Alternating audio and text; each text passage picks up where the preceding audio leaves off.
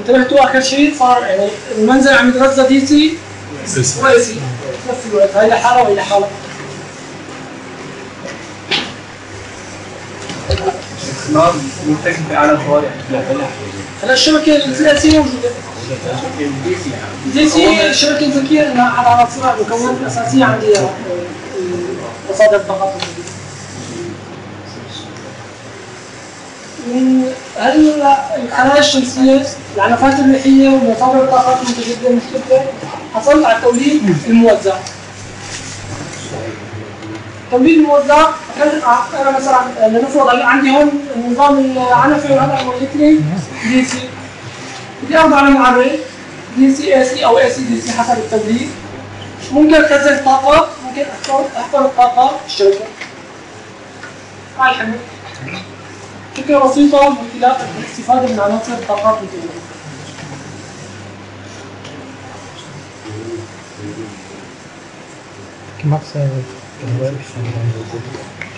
السيارة الكهربائية الهجينة.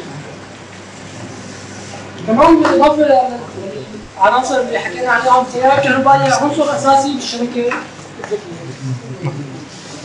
العناصر الهجينة يعني تستخدم محركات أكثر من نوع من المحركات لتعطي الطاقة الحركية اللازمة. السيارة الكهربائية الهجينة بتستخدم محركين بشكل أساسي، هي المحرك الكهربائي نظام القيادة، بالإضافة لمحرك الاحتراق الداخلي المعروف. الهدف من الدمج ما بين المحرك الكهربائي والمحرك الاحتراق أول شيء تخفيض الانبعاثات اللي بتخلفها محرك الاحتراق الداخلي. بالاضافه لهذا الشيء الدمج ادى لتصغير حجم المحرك، والعمل صار عن طريق بشكل اساسي المحرك الكهربائي. عندي نوعين اساسيين هن الاتش اي في اس هايبريد فيكل. هذا النوع الاول الجيل الاول من السياره الكهربائيه واللي لاحظوا البي اتش اي في. البي اتش اي في الحقيقه هو بيكون مزود بريد شحن مباشره ممكن، وين ما حطيت سيارتي شبكه الكهرباء بلشت تشحن. بالحقيقه السياره لما تكون مشحونه اغلب التصاميم الحاليه لما تكون مشحونه بالكامل قادره انه تمشي مسافات على ما اذكر 100 ميل. ليش تعمل؟ أنا ما أذكر ممكن محطوطة على الحلقة. الفيديو اللي عملته سنة على الساحة الأولى. تمام. هلا النوع السيارة الكهربائية النوع الأول ما في إمكانية للشحن. نمطين التسلسلي والتفرعي. النمط التفرعي المحركين الكهربائي والمحرك الاحتراق راح يشتغلوا بنفس الوقت على التفرع. اما النوع التسلسلي فراح يكون الحمل المحرك الاحتراق، المحرك الكهربائي هو حمل محرك الاحتراق. محرك الاحتراق راح يعمل كمولد، الحمل الميكانيكي هو المولد هو المحرك الكهربائي. واضحه الفكره؟ المحرك اول شيء نوع تفرعي.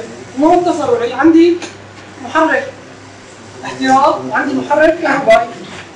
محرك الاحتراق والمحرك الكهربائي راح يعمل بنفس الوقت بهذا النوع عن طريق يا اما يتقاسموا العجلات الاماميه والخلفيه، يا اما عن طريق نظام الدرايف والقياده اللي راح يقسم بشكل تلقائي قيمه الحمل مع المحركين.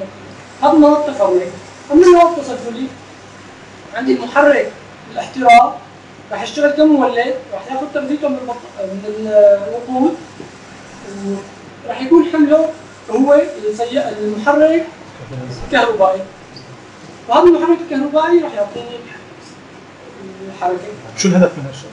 الهدف من الشغله اذا غيرت المحرك الوقود انا وصار عندي البطاريه ما وصلتش بين المحرك الكهربائي هذا احد الانماط. النمط الثاني راح يستغني عن المحرك هذا الجيل الاول. اجى الجيل الثاني هلا هون عندي هاي النموذج العام محرك الوقود البطاريات والمحرك الكهربائي. اجى بعدين الجيل الثاني المركبات الهجينة. عندي النمط المايند والمعتدل والكامل. النمط الكامل بيعتمد على انه يا اما محرك الوقود يشتغل لحاله، يا اما المحرك الكهربائي يشتغل لحاله، يا اما النظامين راح يشتغلوا بشكل متكامل عن طريق أنظمة القيادة الموجودة بالسيارة اللي راح تقوم بتوزيع لما يشتغلوا مع بعض النظامين. أنظمة القيادة الموجودة بالسيارة اللي راح توزع الحمل بنفس الشكل على المحركين.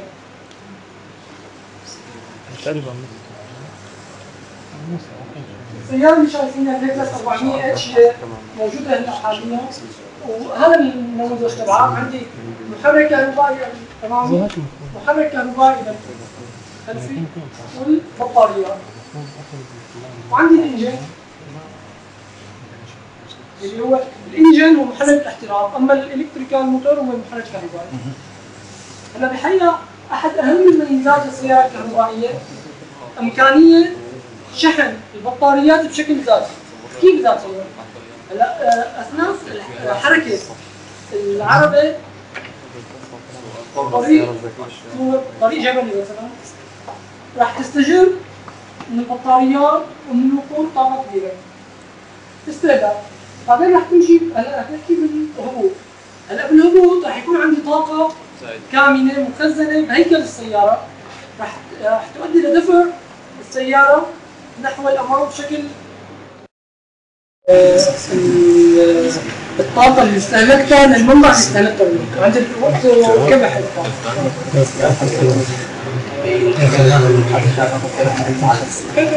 انه هو عادة المحركات الكهربائية مجرد ما اكبح المحرك يعني اعطيه امر توقف راح يتحول هو فترة زمنية لمولد. وهالفترة ممكن انا استفيد من الفترة الزمنية لارجع احكم بالمنبع التنظيمي.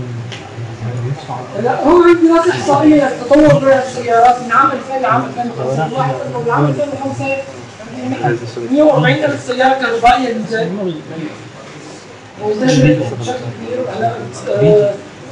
وهلا أكيد تطورت أكثر من هيك السيارات الكهربائية. المشكلة الأساسية بالسيارات الكهربائية هي شحن البطارية. أول شيء الشحن بده زمن طويل. بالإضافة لهذا الشيء البطاريات غالية جدا. مشان هيك رح نحكي عن القسم الأول إنه وقت الشحن. مشان هيك صار عندي بالشبكة الذكية إمكانات كثير هائلة لشحن البطاريات.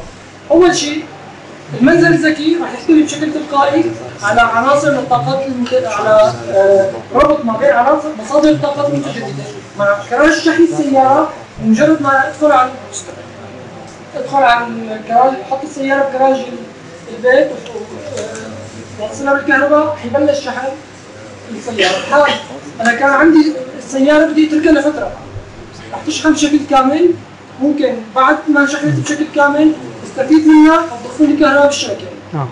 قدرة محدودة بس ممكن تكون مفيدة. بالإضافة لهذا الشيء هلا بالطرق قدرة البطارية راح يتم الشبكة الذكية تقترح انه يتم تزويد الطرق المحلية للشبكة الذكية لمحطات شحن للبطاريات. هلا المشكلة مثل ما ذكرنا شحن البطارية بتوقف. هلا الدراسات بتقول انه شحن البطارية الاحتمال بده ساعتين زمنية. في اجت محطات شحن البطاريات السريعة خففت من الزمن بنسبة كبيرة. طيب على طريق السفر ما بقدر استنى ما ساعة ولا ساعتين، يمكن ما بقدر استنى ولا نص ساعة. مشان هيك اجت محطات تبديل البطارية. قالوا انه نحن نوقف على المحطات اللي بياخذ الباركود تبع السيارة او تبع موديل البطارية مباشرة بتنزل البطارية بتنسحب من السيارة بتتبدل بتركب بطارية جديدة. ترجع تنشحن البطارية وتركب لشخص ثاني سيارة ثانية.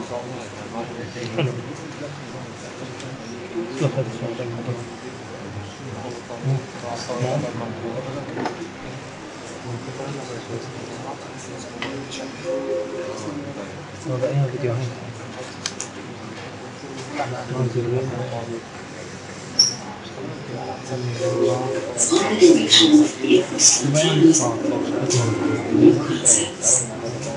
But how important are new vehicle concepts? الأول والثاني بين نفس بعض بس مختلفين شوي. يعني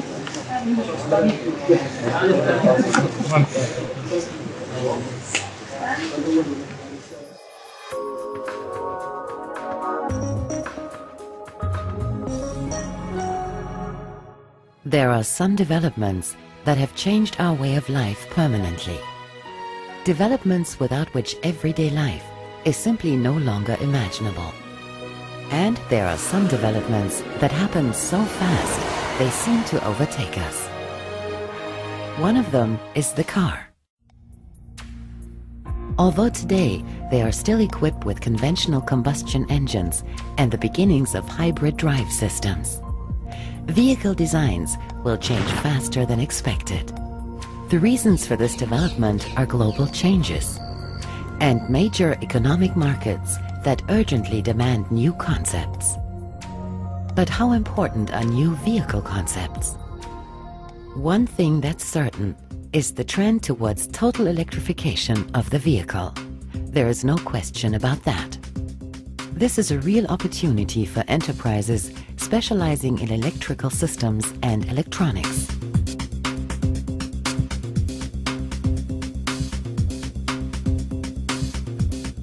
Electric vehicles need electricity, and one challenge will be to deliver sufficient energy all the time to the electric vehicles in a sustainable way.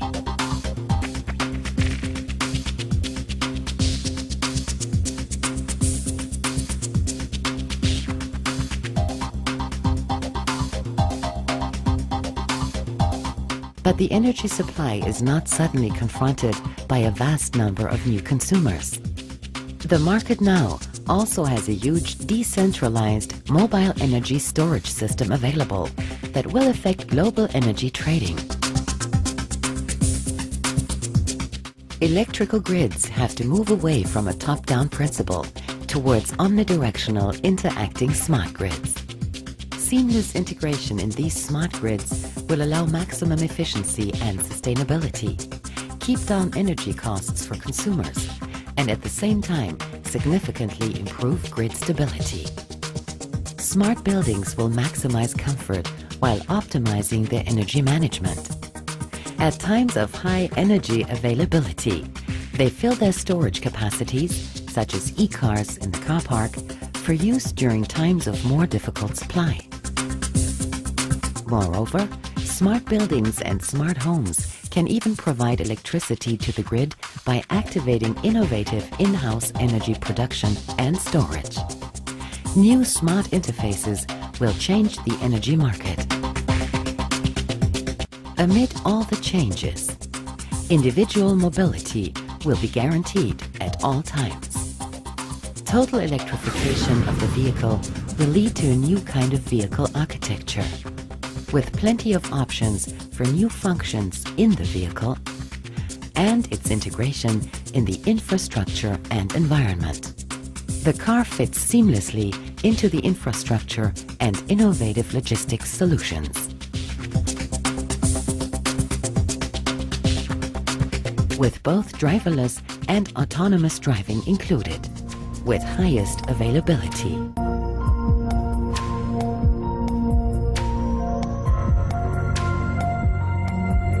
The thinking will move towards active participation in the energy grid, smart mobility solutions, buildings and electrical infrastructures will actively contribute to maximum overall efficiency. The possibilities are unlimited. The world is going to change. Let us change the world.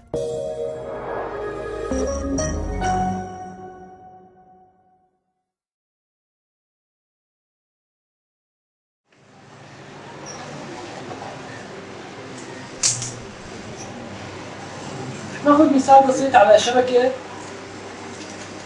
ذكية مطبقة في أوروبا، وبالحقيقة مو بسيط لأن كافة المعلومات اللي حكيناها بالأول رح نعتمد عليها هلا. طبعا أول شيء الاستفاده من كافه او من عناصر الطاقات مصادر الطاقات المتجدده اللي ذكرناها راح يتيح مرونه كبيره بالشبكه. مرونه بالتوليد بالاخص من خلال استخدام عناصر اول شيء الطاقه الشمسيه مثل ما شفنا. الواح الخلايا الشمسيه رح تولد لي طاقه كهربائيه باستطاعات مختلفه حسب حجمها كميتها ومساحه الحقل اللي محطوطه فيه. راح تكون دي سي ممكن نحولها ل اي سي ونحطها بالشبكه، ممكن نستخدمها مباشره دي سي. الغاز الحيوي الحقيقه فكره الغاز الحيوي تعتمد على المخلفات العضويه، استفاده من طاقه غاز الميثان، استفاده من الطاقه الموجوده بالمخلفات العضويه والنفايات، نحصل منها على غاز الميثان وبعد ثم نحوله لطاقه كهربائيه. خلايا الوقود وطاقه الرياح. طاقه الرياح هي العنصر الاساسي بالشبكه اللي راح نشوفها هلا. بالحقيقه طاقه الرياح هي المسؤوله عن توليد نسبه تتجاوز ال 50-60% بالشبكه اللي رح نعرضها. مشان هيك هلا هون بهي الشبكه الشيء المميز فيها وقت الرياح تكون عاليه مباشره رح ينعكس هذا الشيء على تسعيره الكهرباء بالبلد. عندي رياح كثير، كهرباء كثير، كهرباء رخيصه. بشكل معاكس لما يكون ما عندي كهرباء ما عندي رياح فراح يكون هو الحقيقه كميه الرياح خفيفه، انه المناطق اللي راح نحط فيها العنفات الريحيه راح تكون مدروسه على انه تولد لي استطاعه اقل، يعني اقل من الاستطاعه بحال يعني وجود كميه كثير قليله من الرياح. هون راح يستفيد القطاع اللي مخزن الطاقه. يعني مثلا لو كنت انا عندي منزل ذكي مثلا، عندي وسائل تخزين، خزنت الطاقه عندي بالبطاريات، طاقه حراريه الى اخره، فلما يرتفع سعر الكهرباء فانا مباشره بامكاني ضخ كهرباء بالشبكه، صرت انا عم استفيد ماديا من هي النقطه. وضحت الفكره؟ هذا الشيء هذا المفهوم مطبق عالميا، انه في عندي رياح، عندي طاقه كهربائيه كثير، الطاقه سعر الكهرباء ينزل. ما عندي رياح بيستفيد من المخزن. حتى بهالنقطه بالتحديد السياره الكهربائيه عم يبين دورها واهميتها. مثالي مساوئ على شو؟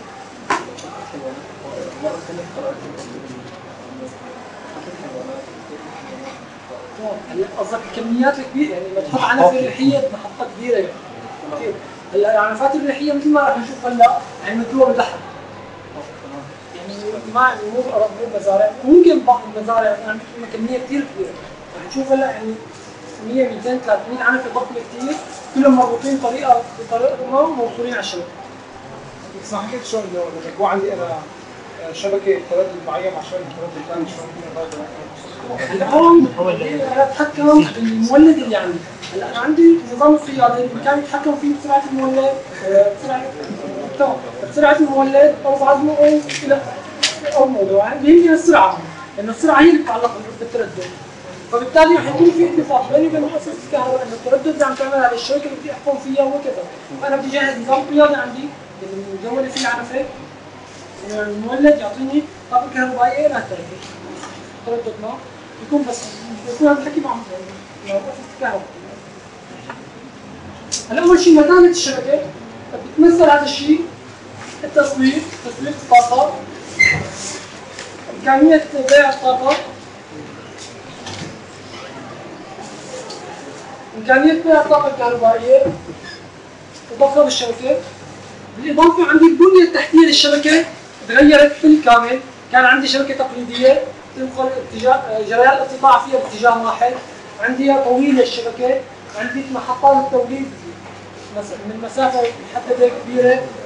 بالإضافة للضراعات، البنية التحتية تغيرت بالكامل، صار عندي توليد موزع، بالتالي شبكة نقل صغيرة، خطوط نقل صغيرة، صار عندي استجابة لعمل الطلب، عندي توليد كافة مناطق الشبكة. النقل باتجاهين مثل ما ذكرنا بين الحمل وبين التوليد، بإمكانه بأي وقت ينقل معلومات يستقبل معلومات، بالإضافة إذا ما نحكي عن نقل الطاقة الكهربائية باتجاهين، صار عندي عن طريق التوليد الموزع إمكانية استهلاك الطاقة وضخ الطاقة، هذا المقصود بالنقل باتجاهين. التصوير، الرياح وتخزين الطاقة، مثل ما ذكرت عندي طاقة رياح عالية، عندي طاقة كثير، رخصة الكهرباء، ما في رياح، ما في طاقة، ارتفع سعر الكهرباء، بستفيد من التخزين، من التخزين بقدر استهلك وبقدر افك شبكة وبيع بالسعر المرتفع. أنا عندي مشوار. الاستجابة للطلب، الاستجابة للطلب من خلال المراجل والمضخات الحرارية. المراجل والمضخات الحرارية سمحت لنا بطريقة تخزين حديثة ممكن تغنيني عن التخلص من الكهرباء الضائعة. الطاقات المتجددة بشكل مستمر راح تولد طاقة كهربائية، سواء عندي استهلاك ولا ما عندي استهلاك، التوليد موجود. فأنا الطاقة الكهربائية ممكن أخزنها بالبطاريات. اجوا قالوا أنا ممكن أستفيد من المراجل والمضخات الحرارية لتخزين الكهرباء كحرارة. كيف هذا الشيء بيصير؟ أنا الكهرباء راح أحولها لماء ساخن، راح خزنه، وممكن لاحقا استفيد منه للتدفئة، وبالتالي راح وفر كثير من استهلاك الطاقة الكهربائية. هالتحويل بيصير مثل الفريزر، كيف تشتغل الفريزر؟ بشكل مماثل تمام ولكن معاكس. السيارة الكهربائية اللي ذكرناها مايكرو سي اتش بي، مايكرو سي اتش بي راح اعطيكم ملخص عنه، بيعتمد على الاستفادة من خلايا الوقود مشان الحصول على غاز H2 وتخزينه، ومن ثم توليد الكهرباء عن طريقه. ممكن احفظ كهرباء في الشبكة، ممكن استهلك كهرباء. المنازل الذكية برو سيو مارس مفهوم جديد طلع نتيجة انه المستخدم صار الشخص صار مستهلك وصار مولد، فهي بروديوسر زائد كونسيومر، دمجوهم طلع عندي مفهوم برو.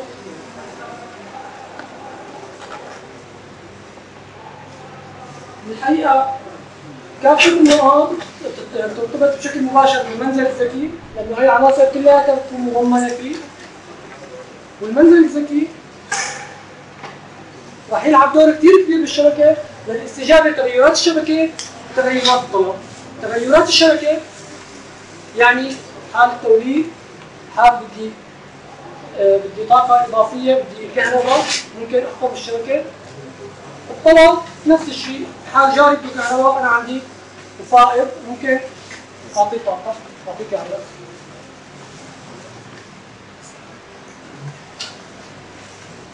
رح نشوف هلا الفيديو المقطع، الشبكة مطبقة في أوروبا.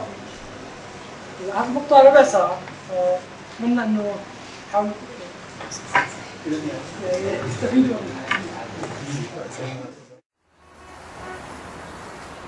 We use energy, lots of energy, but there are going to be some big changes in the way we use energy. The world is running out of oil and natural gas, and we need to find alternative and eco-friendly energy sources. Denmark has the political vision of becoming independent of fossil fuels, and our energy systems will therefore be transformed in the decades to come. Some believe that the transformation is comparable to the effect the internet has had on our everyday lives. In the years to come, energy will be produced, transported and used in a very different and far more efficient manner than the one for which the power system was originally designed.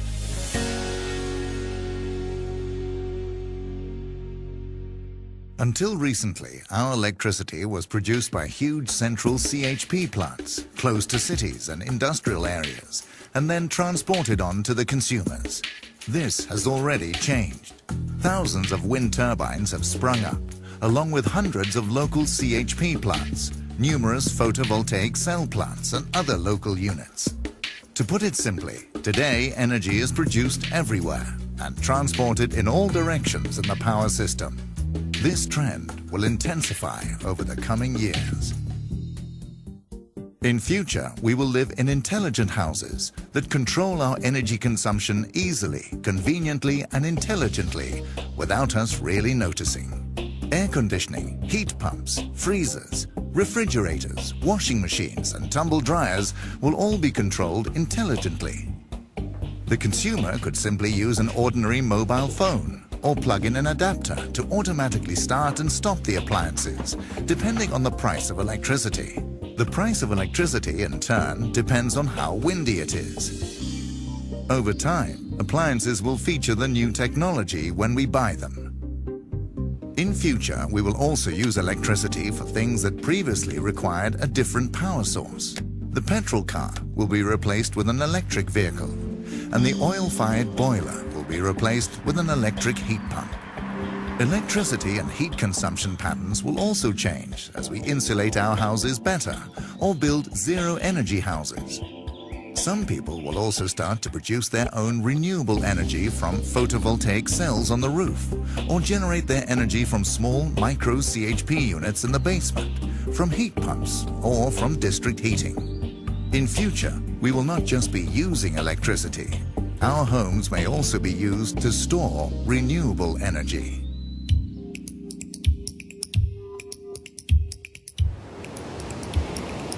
There is no shortage of wind in Denmark. In fact, there is so much of it that wind power could, in theory, cover Denmark's entire energy consumption. Wind power and biomass are the biggest renewable energy resources in Denmark. Because of the large amounts of renewable energy, the power system will be the backbone of the energy system of the future. Over time, renewable energy will gradually displace coal, oil, and natural gas in our energy consumption patterns. Heat pumps will, for example, replace oil-fired boilers. Electric boilers will supply energy for district heating, and we will see a growing number of electric vehicles on the road.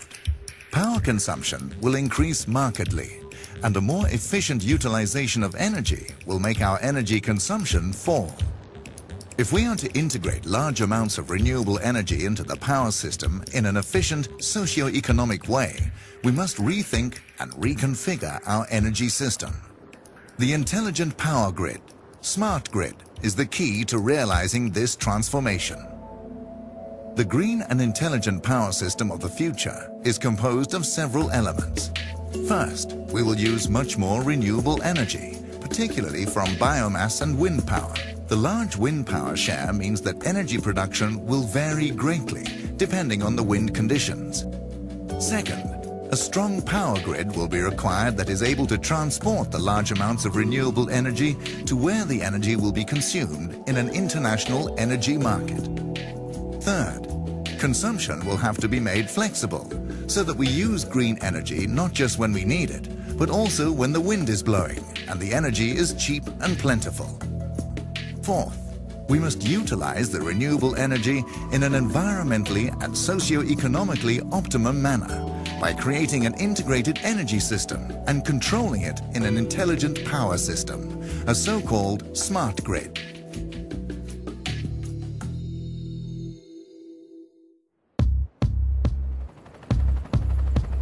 In future, our energy needs will increasingly be covered by wind turbines. In just 10 years, up to half of Danish power consumption may be covered by wind power, produced increasingly by large offshore wind farms.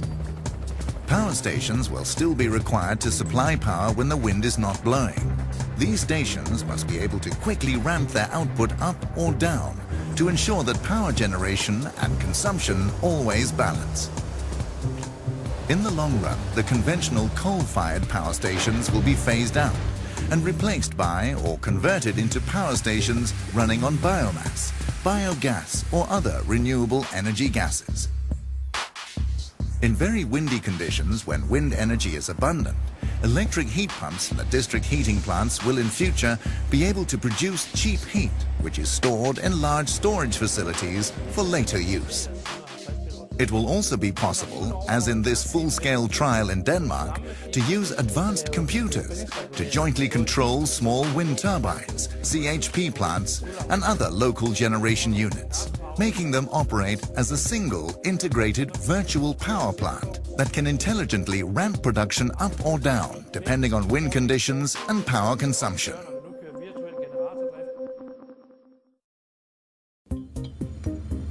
The second element of the green energy system of the future is a strong power grid, capable of transporting the large amounts of renewable energy from where it is produced to where it will be consumed in an efficient international electricity market.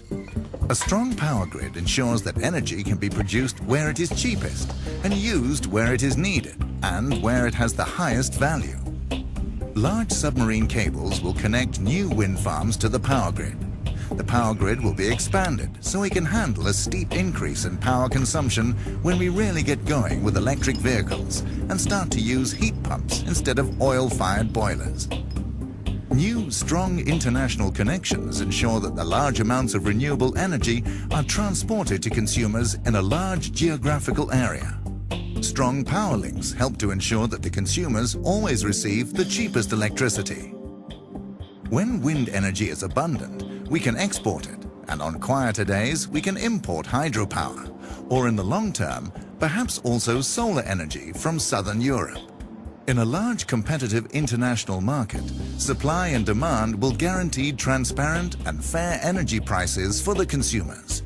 At the same time, electricity prices will be an effective means of shifting consumption to the times of day when there is a surplus of wind power and the power grid is not so heavily loaded.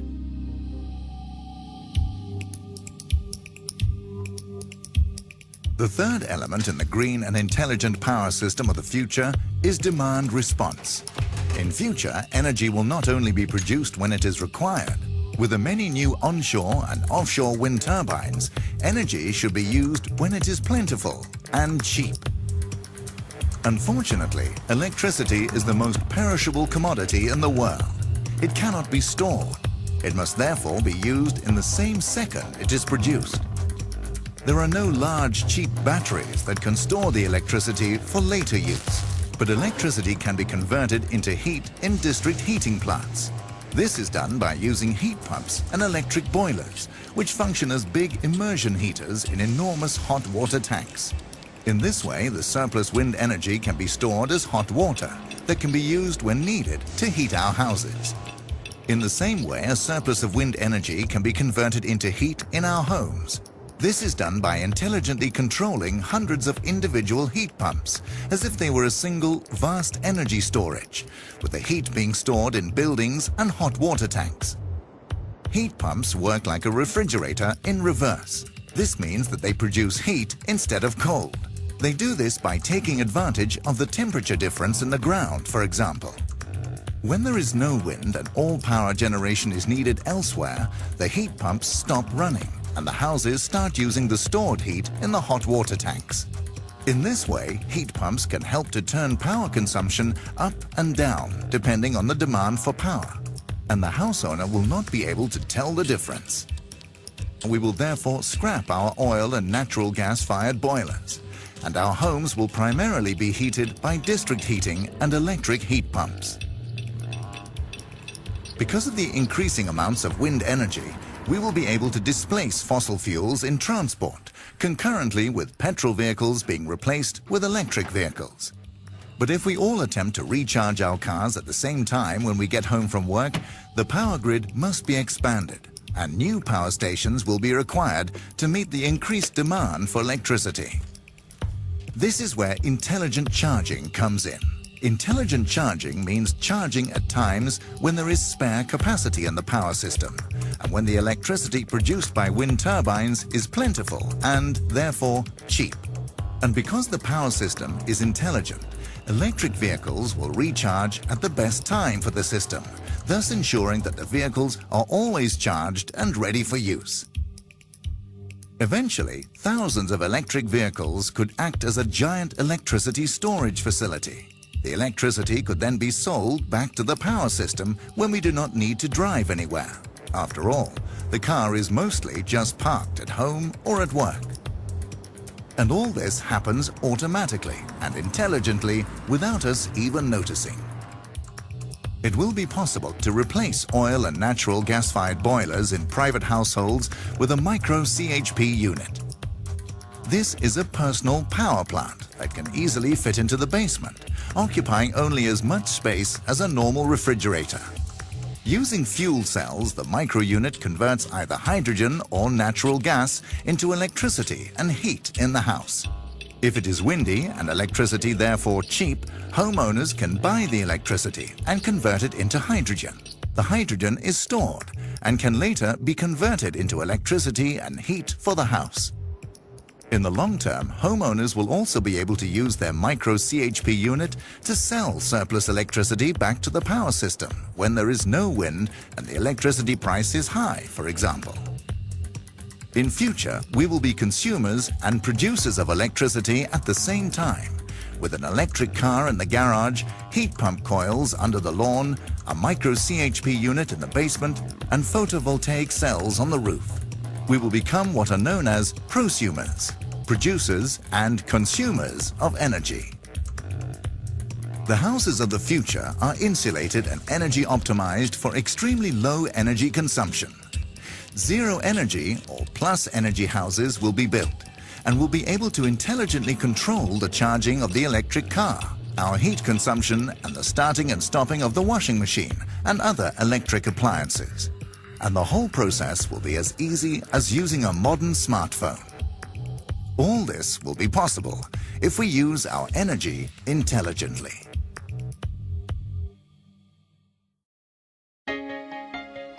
The energy system of the future is intelligent. We call it smart grid. Advanced computer control supports the digital monitoring, coordination and control of power generation, transport, load management and consumption. Building a smart grid represents the biggest change in the power system since Denmark, along with the rest of the world, switched from direct current to alternating current. Some people even draw parallels with the internet.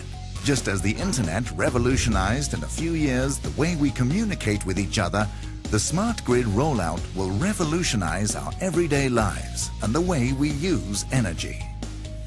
Smart grid is the key to integrating large amounts of renewable energy into the power system. Smart grid intelligently binds the entire energy system together and is the most effective way of expanding the power system to meet the challenges of the future. In the 19th and 20th centuries, electrification helped to drive the Industrial Revolution.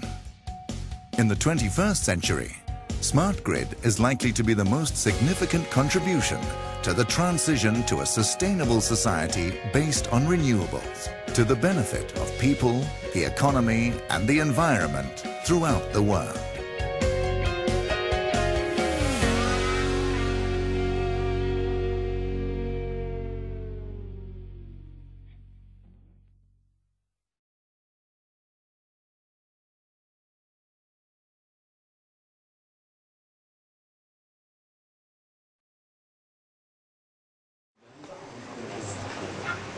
شفنا بالفيديو اغلب التقنيات اللي شرحناها، طاقات جديدة، تخزين طاقة، الاتصالات، شبكات المعلومات، شفناها كلها.